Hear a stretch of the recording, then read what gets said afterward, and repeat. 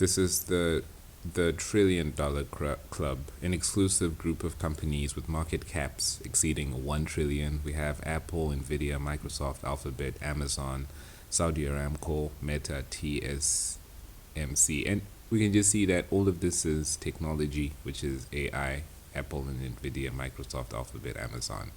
So this is what moves the market, and that's the Trillion-Dollar Club. What can you tell us about the meeting today? Well, we're talking about energy, about this new industry called AI factories and artificial intelligence. And obviously, we're at the beginning of a new industrial revolution, and this industry is going to be producing intelligence. And what it takes is energy. Demand has never been higher for these racks and racks of powerful servers feeding the internet's insatiable appetite for computing in the cloud. And data centers like this can't ever stop. Streaming, social media, photo storage, and more recently, and requiring much more data, training and running chatbots, like OpenAI's ChatGPT, Google's Gemini, and Microsoft's Copilot. Thanks to the generative AI race, data centers like this are springing up as quickly as companies like Vantage can build them. And that means demand for power to run them and cool them is through the roof too. But we're talking about energy. One ChatGPT query takes nearly 10 times as much energy as a typical Google search, and as much energy as keeping a 5-watt LED bulb on for an hour. Generating an AI image can use as much power as charging your smartphone. Hyperscalers building data centers to accommodate AI have seen emissions skyrocket. And this problem isn't new.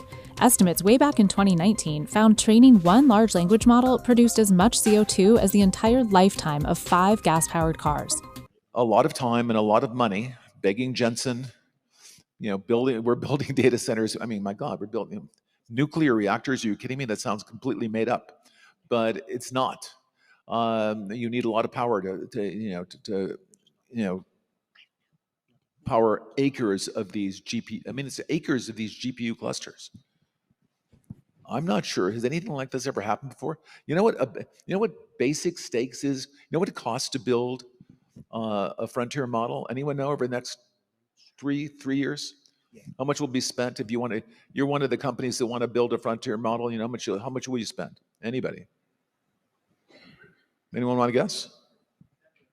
10 billion? Anyone? 100 billion? Yeah, 100 billion. That's going to get you in the game. Put down your 100 billion. You ever see Molly's Game? You come in and you say, here's my money. Okay, it's not Molly's Game. It's a bigger game. Put in your 100 billion, and you're in the race. Not a lot of people, not a lot of companies, not a lot of countries, will participate. Start with the notion that opportunity, education, development, creating equality, so that people say there's equal opportunity, and is the most important thing. And then to find out what is the amount, how are you going to provide that? How do you get the money into a public school system? How do you get the teaching? The fleshing out that plan to create equal opportunity in all of its various forms is the most pressing thing to do. And so that is that. But I would still be a billionaire. To get rid of 99%, I'd have 1.3 billion. That's not nothing. Water is the fundamental limiting factor to what is coming in terms of AI. I was quite shocked when I saw the number of AI computing's water needs. Xiaolei Ren's been studying data center efficiency for over a decade. His research team found that every 10 to 50 ChatGPT prompts can burn through what you'd find in a standard 16-ounce water bottle. Training takes even more power and generates even more heat, as it learns by accessing all the data constantly being added to the entire internet. Training GPT-3 in Microsoft's US data centers can directly evaporate 700,000 liters of clean fresh water, with global AI demand accountable for up to 6.6 billion cubic meters of water withdrawal by 2027, more than 4 times the total annual withdrawal of all of Denmark. So AI costs a lot, and it also consumes a lot. One thing that they're not talking about is how it's already consumed most of all of the data online. So in order to keep on training it, it has to create its own data and whatnot. But it also consumes a lot of natural resources. In the situation whereby the AI is competing with the human for resources, who wins? Because it is able to coordinate itself, and it needs these resources for its own self-perpetuation. So one of these resources is water, and we are made of water. So AI is a very different kind of creation. Facebook and Google changed their names. The world is shaped by words, and words have power. This power derives from their meaning and the arrangement of the alphabet. So what is the word? It creates everything, contains it, and defines it. And he was clothed with a vesture dipped in blood, and his name is called the Word of God. This is Revelations 9:13. Words are swords. He had in his right hand 7 stars, and out of his mouth went a sharp 2-edged sword.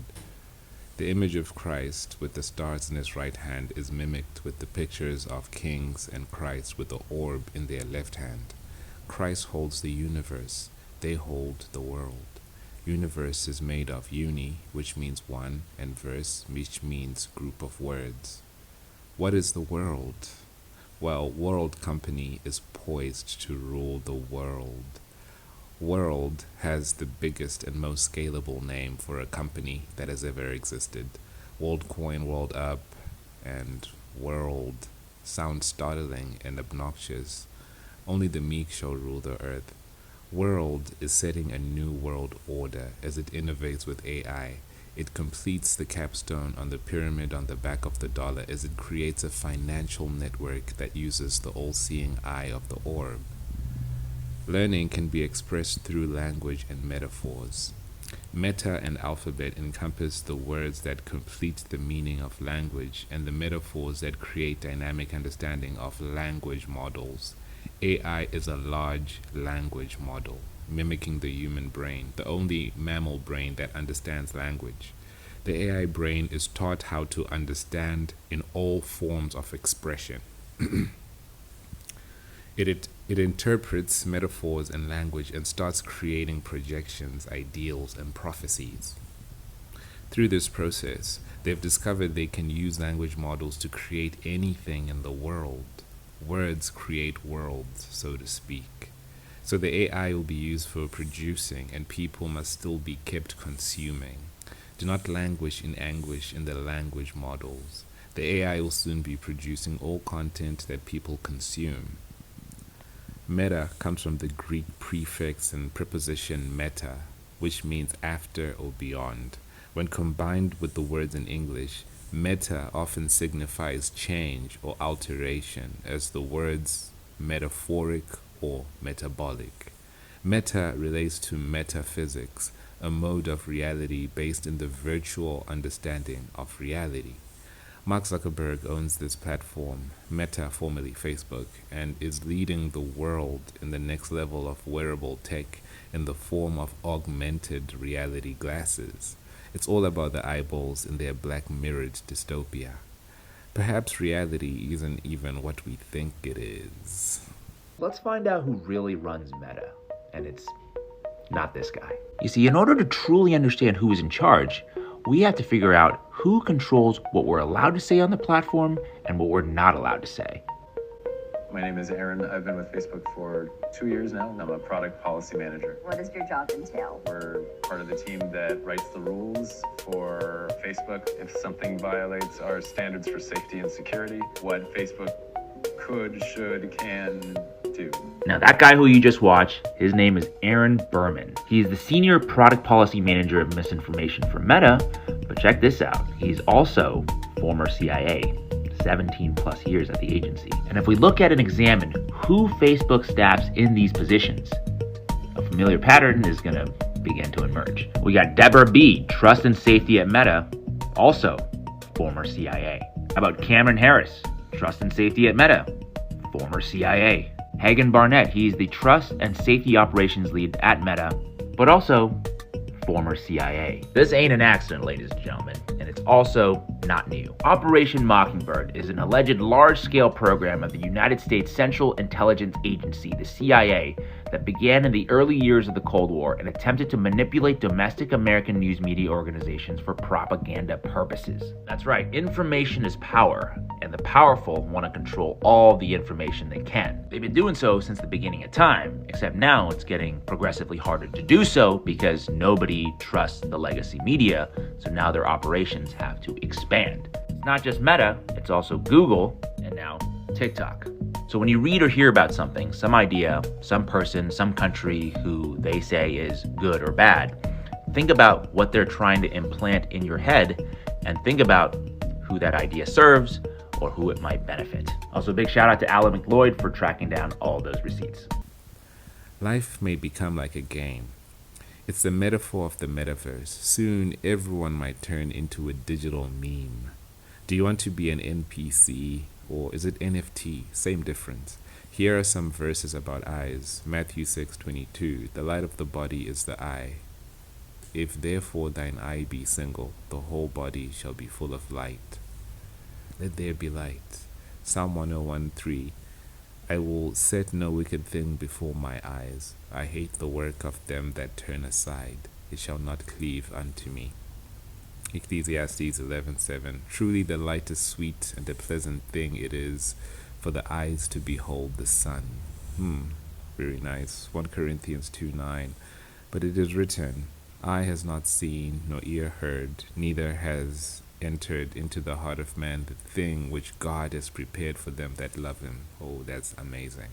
There's greater things than virtual reality.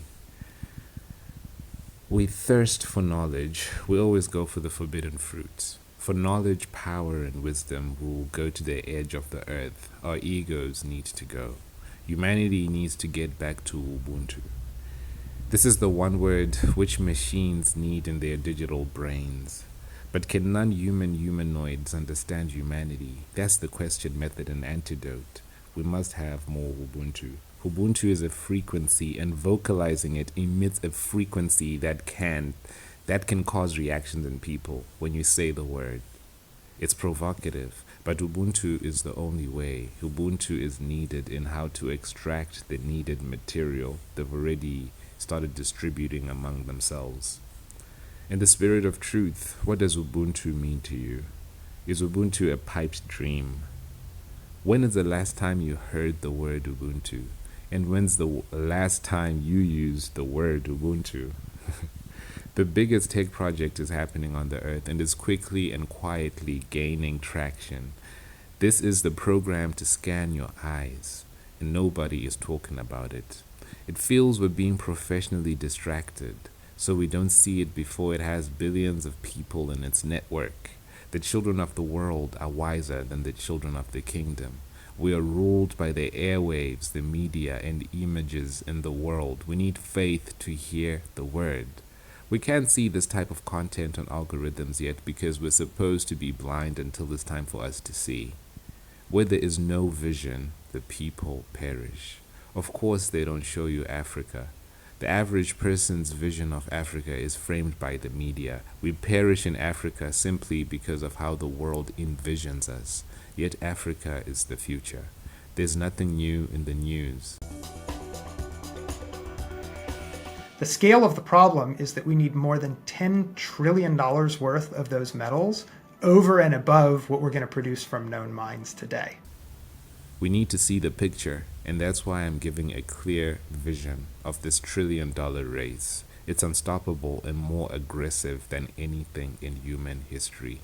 In Zambia, the company has discovered a seam of copper a mile underground that it estimates would produce at least 300,000 tons of copper a year once operational, with a value of billions of dollars. And a deposit like this is the kind of deposit that we need for the future of the industry. Our Mingomba project has enough copper in it for more than 100 million electric vehicles. Our Mingomba project in Zambia is the highest grade and largest undeveloped copper deposit that we know about in the world today. Cobalt, which is backed by funders including Bill Gates and Jeff Bezos, plans to invest $2 billion in the Zambian site and says it could start sinking shafts in 2027. If you like the provision, if you get the vision, please donate to the mission. This channel is not monetized. Pray for wisdom. We have the resources necessary for all technology like cobalt, copper, the things that make Africa more like vibranium in Black Panther. It's a metaphor of the truth. The other way is to have strong, God-fearing leaders. Besides this, we need greater people who are humble enough to be taken up to great heights due to their ability to do what God is directing them to do. Those that follow Jethro's advice and such. The best we can do is to have the most from what we already have. We have to be able to create our own systems using Ubuntu. We need backers, patrons, and sponsors because this is the base cycle that's hard to finance but easy to build on non-existent infrastructure. Investing is the art of investigation. Invest in talent and boost smaller enterprises. Invest in Africa and Africans. The main thing to remember is that the technocrats are generally not God-fearing, yet they call themselves the chosen ones. Make God and the elders fight for us and focus on prayer, revelation, clarity, and charity. Charity is the openness to give and receive. If you're happy to receive, be happy to give for excellence. Being great is not having money. Being great is to have the blessing of God. The blessings come from the ability to do what Jesus would do in any given moment. This is the power of the Holy Spirit that the enemy is obsessed with imitating. We have to know all the technology and AI is based on what's already in existence. There's nothing new under the sun. Chapter 8 in Proverbs says, "Wisdom knows secrets of all witty inventions." That means we're going to have the ability to know what to do because it is written. I can't believe all of this is going on behind people's backs, but in their faces. Brilliance, right? That's the media. But let there be light. Do not be ignorant to these designs. Be active, vigilant, and alert. Support the mission at hand, and let your actions speak. Some questions worth meditating on. How much is Africa worth if its resources are in demand in a $10 trillion market? Keep in mind there's no $1 trillion country in Africa. How can you and your future generations benefit? Is technology a gift or a curse? How to use it for good? And most importantly, who will be the first trillionaire? It's all about being first, but the first shall be last, the last shall be first. The demand for GPUs, the desire to be first, the desire to build the most capable neural network in the world, getting there first is a big deal. I mean, being first is very important. And the guys who are in this race are very smart, and they understand they need to be best at something. They'd like to be first.